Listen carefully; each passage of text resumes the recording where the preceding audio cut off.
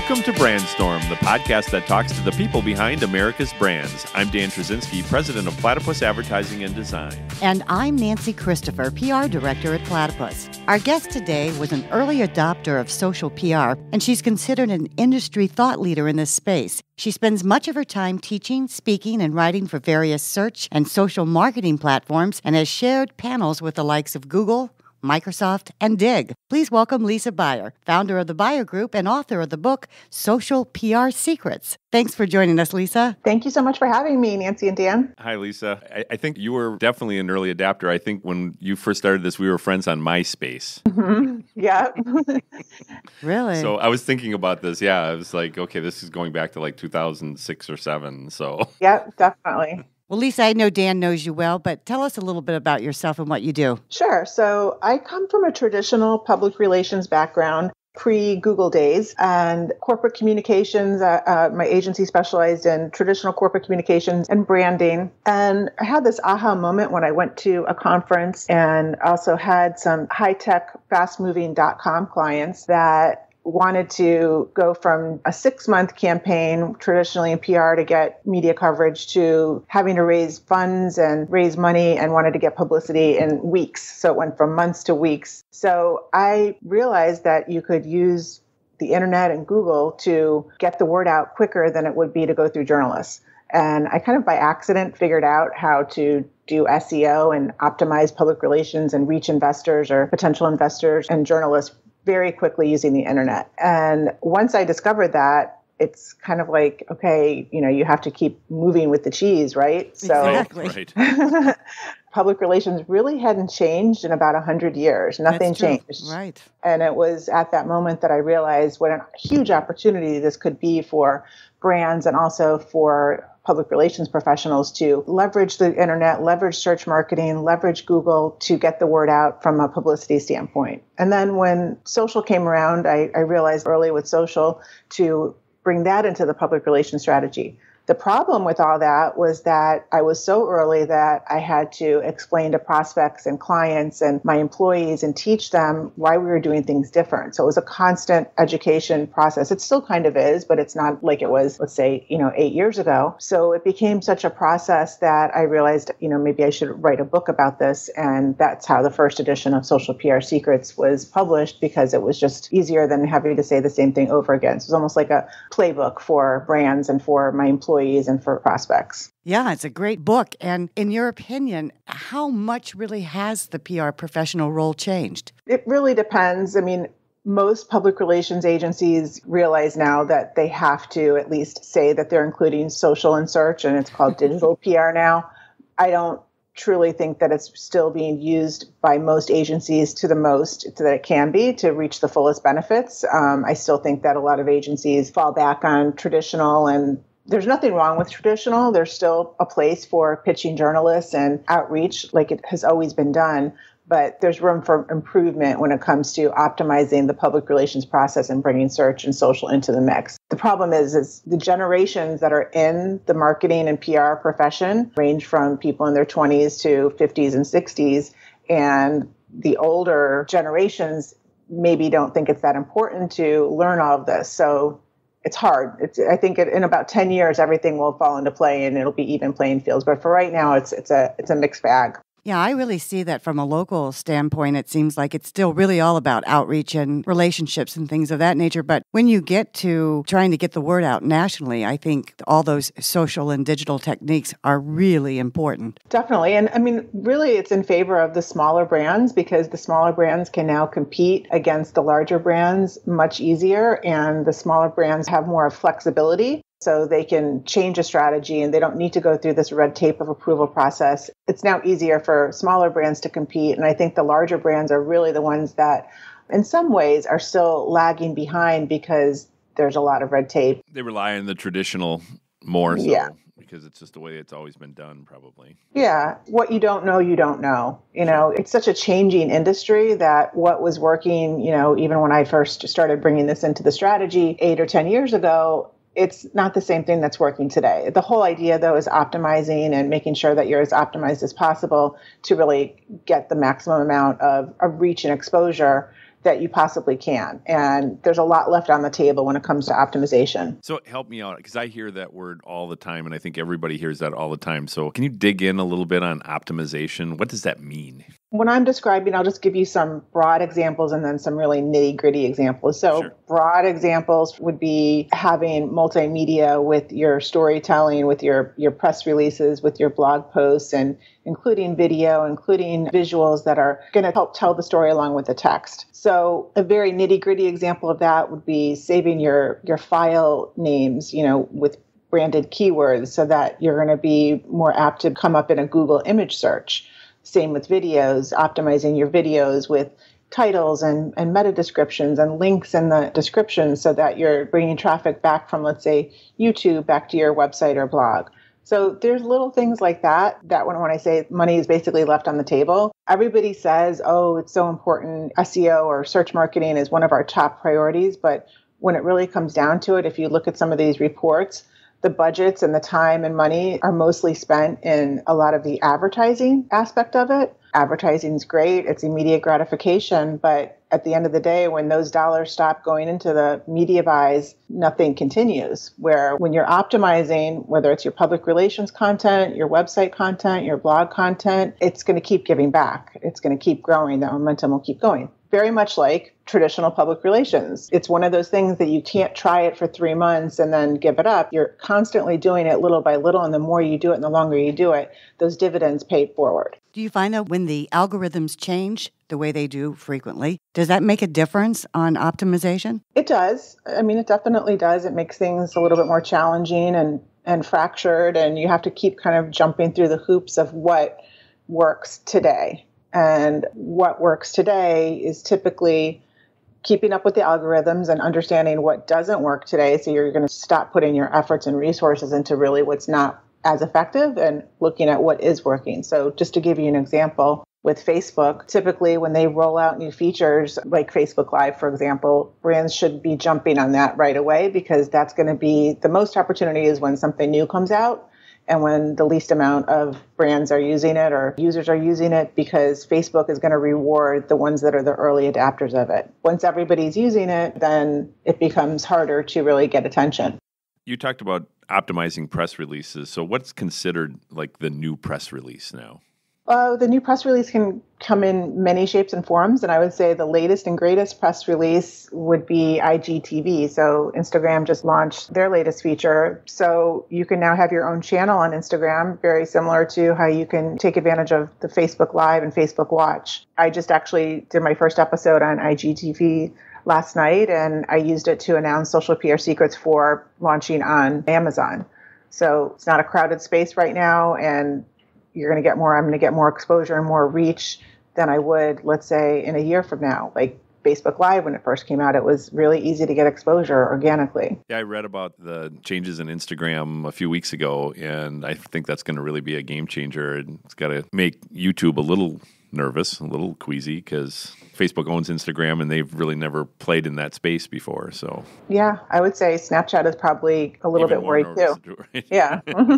So one of the things that I thought was interesting that you mentioned is that PR is really not just about sharing news about your client. It's also about getting people to empathize with your story. What do you mean by that? Well, I mean, basically telling your brand story. So now virtual reality and augmented reality are quickly coming into the scene and being used from a marketing standpoint. So just to give you an example, for nonprofits, and maybe a nonprofit has their once a year fundraiser, typically they would show everybody that's attending a video or a movie, or, that's kind of putting a synopsis together of what's behind the nonprofit. And now what's becoming more in demand by really the users and even the journalists are people want to actually experience what it's like and feel it. So now nonprofits, I'm just using nonprofits as an example, are offering at their gala dinner, for example, a virtual reality experience and actually immersing their donors into what it would be like to be in a situation, to suffer from depression, and actually putting them in that experience. So that's the big difference, is that it's not just here's the news, it's immersing them in the situation or in the product or in the environment and creating that empathy. It's the experience of actually feeling and being there versus just looking at something. What are some of the channels that you think are the most successful ways of getting a brand story out these days? Of getting a boring story out? Is that what you said? A brand story. Or a boring story. That could be a boring story because we know we have those. I mean, it really depends on the brand and where their audience is. In some ways, it's very easy to use Facebook. There's a lot of brands that are very frustrated. Marketers are frustrated with Facebook. But the beauty of Facebook is that if you put a little bit of paid behind it, you can super micro target exactly who you're trying to reach, including the media. So you can target the media with your storytelling and your information and education process to make them part of your audience, that they're just kind of getting this like a drip campaign of just what your brand is all about.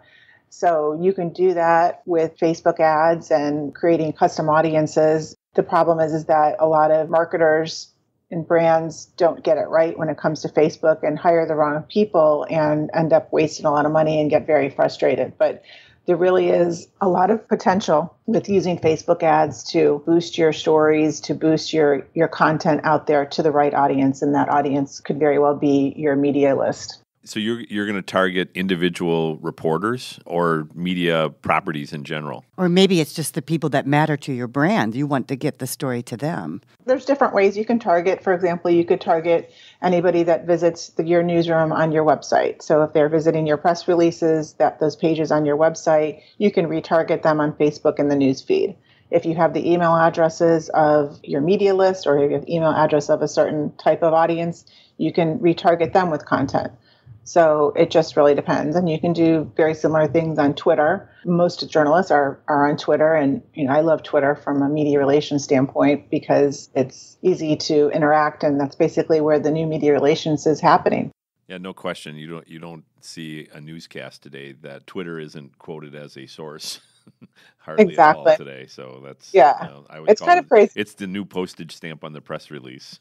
Yeah, it is. I mean, it's real time and breaking, and there's a lot happening on Instagram too. Though Instagram is being used to break news. Larger brands are starting to break news and actually, use Instagram as the first place that they're telling their stories. Snapchat was kind of in that same realm about a year and a half ago, but brands and marketers are starting to kind of get a little bit tired of Snapchat. It's very hard and complicated, and it's looking like it's mainly just Gen Z is left on Snapchat for the most part, in my opinion.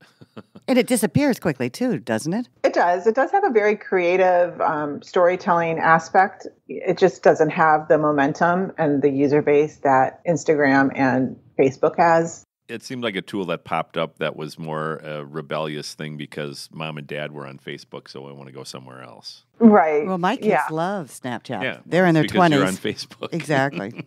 Yeah. So Gen Z is still, if that's your audience, Gen Z is your audience, then Snapchat is your best bet. It's a very fickle type of audience, and it's either Snapchat or YouTube. One of the things that's gotten really popular lately is online newsrooms. Explain to everybody what the difference is there. It's not really like the old press room where you just listed your press releases. It's different. It is different. It's very visual. It's a combination. It's social, it's visual, it's video, it's multimedia.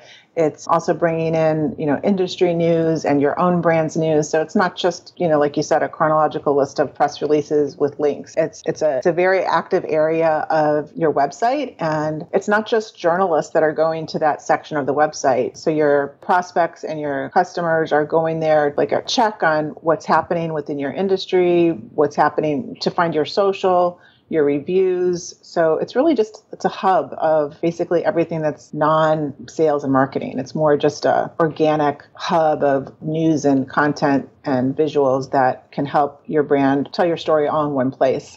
So you don't have a problem with putting articles or information there that aren't necessarily about your brand, but something that's related to your brand or that would be interesting to an audience that would be interested in your brand. Right. We're definitely seeing a mix of content where it's not just 100% the brand's content. It's supportive content, for the most part, non-competing content. Correct. So your competitor's information wouldn't be in your newsroom for the most part. I guess there's always exceptions. Is it best to have your newsroom on your website, housed on your website? Because I've also seen people putting their newsrooms as standalone entities as well. Like a microsite, you mean? Yes, exactly. Like a or microsite. Third party. There's third-party purchase newsrooms that you see. Yeah, I mean, it really depends. One of the trends of using those third-party newsrooms is that depending on how large the site is and what the IT department is like, the problem is that giving access so that you can have the flexibility to update the content without having to rely on your webmaster. You can do it for the most part yourself. So that's where kind of the microsites come in, or the third parties, is that they give the public relations department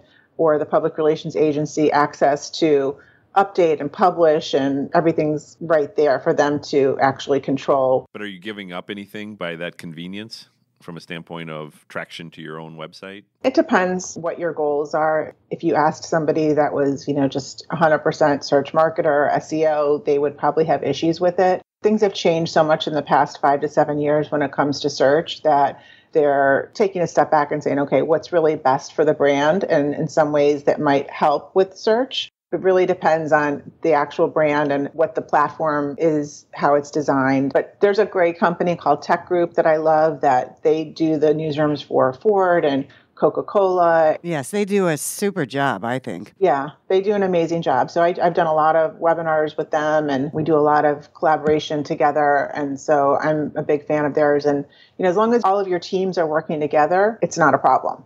It's actually the pros outweigh the cons. So we know that customers and journalists start their research online. Do you have some visibility tactics that you can share that would help people get found online? Well, I think the biggest thing, and this is a shift that's happening that still, like we were talking about earlier, it's still not where I think it's going to end up being, where everybody will be working more collaboratively. So you have, if you have a team running PPC and a team running your search marketing, and then you have your public relations department and your maybe print. So you want to make sure that these keywords that maybe PPC is using, and there's different themes that might be going on each month, that everybody's on the same page and everybody has access to what those important keywords and keyword phrases are. And also watching things like Google Trends to make sure that you can stay relevant in trending news if that works for your brand.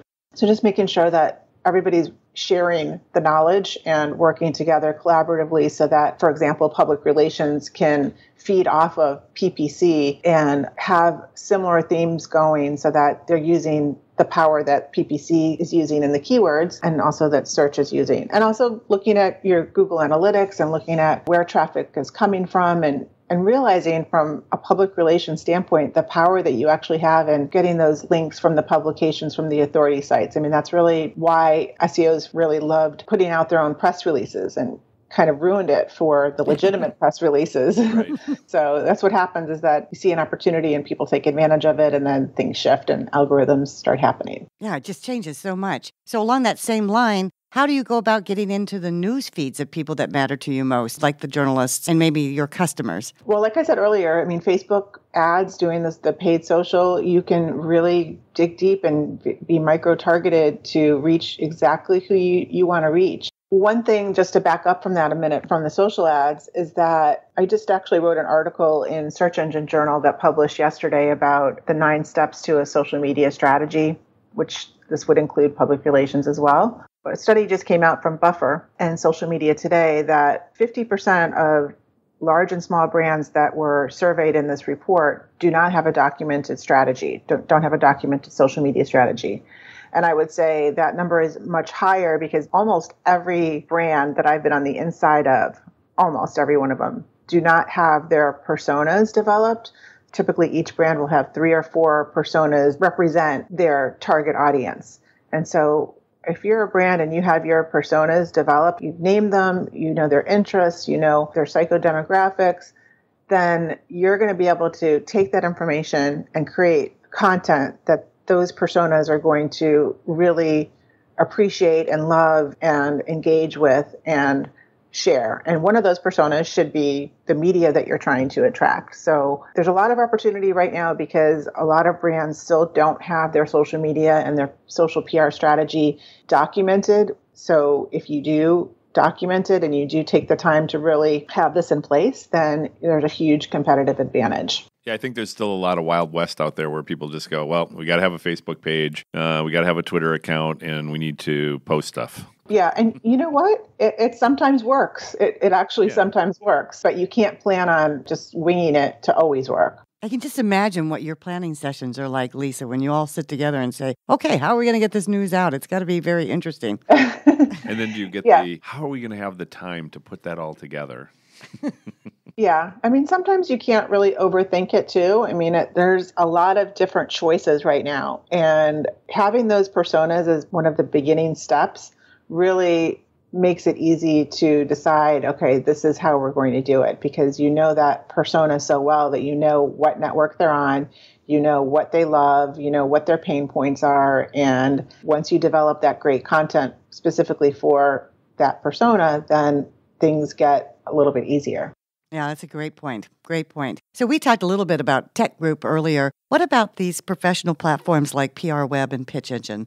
Are they still important to social PR? Well, I think paid distribution is still important. I personally love e-releases is the one that we're doing a paid distribution. Pitch Engine has kind of evolved over the years. They're a great place. So I think paid distribution is important. And again, if you're going to do the paid, making sure that you're starting with a great piece of content that is optimized, but not over-optimized, and that has the visuals and the multimedia assets that are going to, the search engines are going to like it. And also your audience, your users, the humans are going to like it as well. I just actually said this in one of my presentations about a month ago, that probably 6 years ago, I was doing presentations reminding people that you need to have an image with your blog post to really stand out.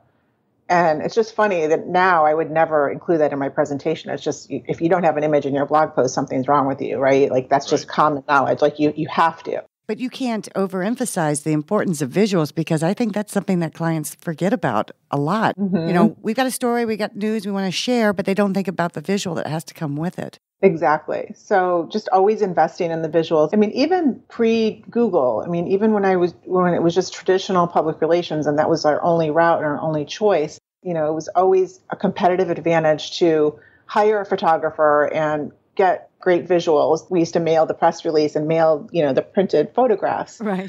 And then they would scan it. It was just, archaic, and this wasn't really that long ago, but it stood out, and that's how you got the attention of the journalist. So it's still it's the same basic practice. It's just digital, and we have more choices, and it's an unbelievable industry to be in. When you think about all the different sources that we can get great photography without having to hire a photographer, we didn't have that not that long ago. Well, and something that kind of freaked me out, Lisa, with your new addition to your social PR secrets is this virtual reality, augmented reality. What kind of technology goes into that? That's a whole new area of visuals. Yeah, the thing with the technology on that end is that the users are expecting it now. And so marketers really need to kind of up their game and educate themselves on what the opportunities are and how to dip their toes into this before it's not too late, and making the right investment. So Facebook launched Facebook Spaces last year, and if you watched any of F8, Mark Zuckerberg's keynotes, there's a lot of emphasis on Facebook Spaces, augmented reality.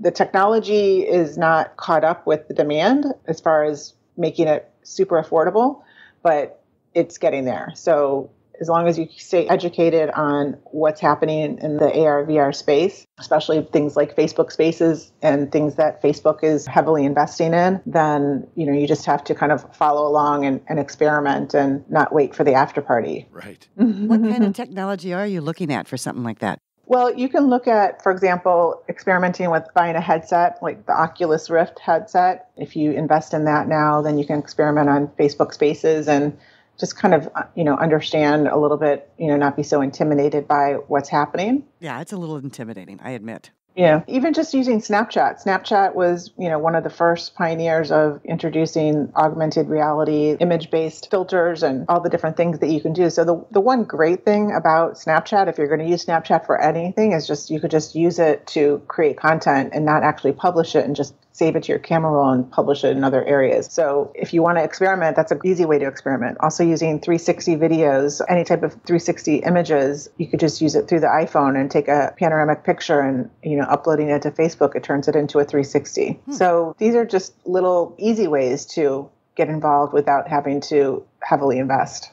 So you gave us a lot of great tips. And is there anything else that's not here yet that you're watching, like what's going to be trending? Because you've been an early adapter, like we said at the beginning, for quite a while. Yeah, so I would say, just to emphasize again, the 2 new chapters in my book, one of them is Futurist PR Secrets, and that covers augmented reality and virtual reality and basically what you need to know now. If you want to take that one step further, there's a book called Marketing New Realities by Kathy Hackle that really gives a deep dive into what marketers need to know about augmented and virtual reality. And I actually wrote the foreword for her. Another area is chatbots and Messenger. So another one, the new chapter is Chatbot PR Secrets. If you're not already doing this, making sure that you understand all the opportunities of Facebook Messenger and what you can do with that from a marketing standpoint. And Larry Kim has a company called Mobile Monkey that offers a lot of free training. So looking at how you can integrate that into your social PR mix. Wow, there's always something. I know.